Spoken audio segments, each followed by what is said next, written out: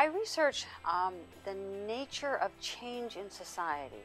So what happens to society as we have different forms of communication?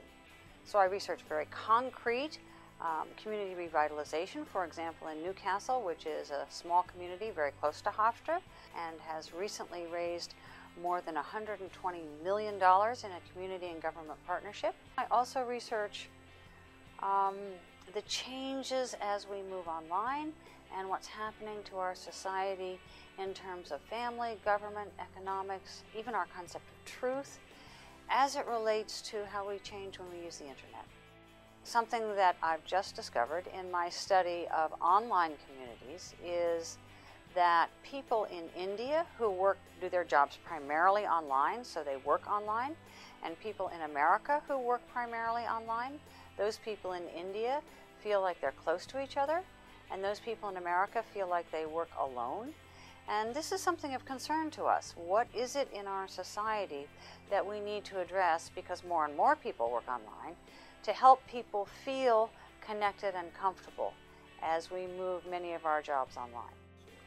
My research is both very practical and very theoretical.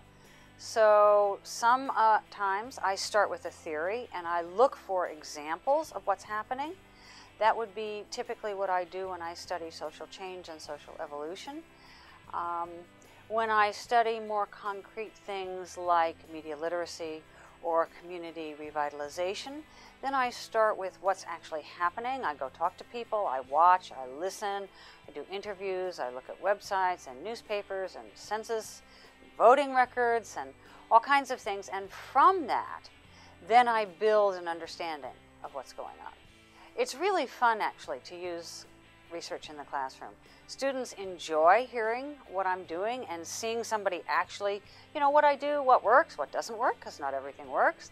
Sometimes students actually help me in my research. So I have had, for example, students look up census records, voting records, interview people, go take pictures of revitalization. Another thing that students do is we engage together in a study of how their lives are changing because media is changing.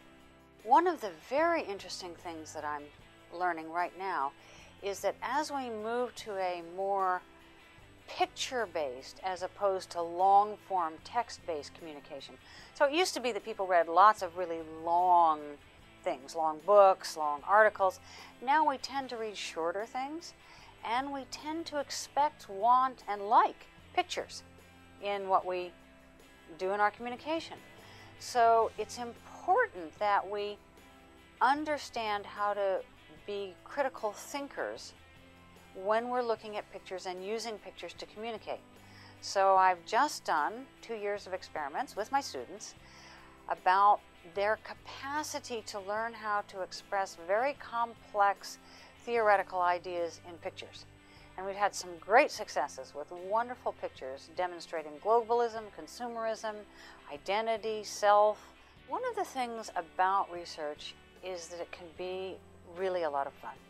And I think that often students, because papers are maybe not so much fun, I think a lot of students can't quite envision how it would be really exciting. And one of the things I like about it is that I get to meet different people and think about different ideas that I wouldn't necessarily get to do, but also I get sometimes to make a contribution.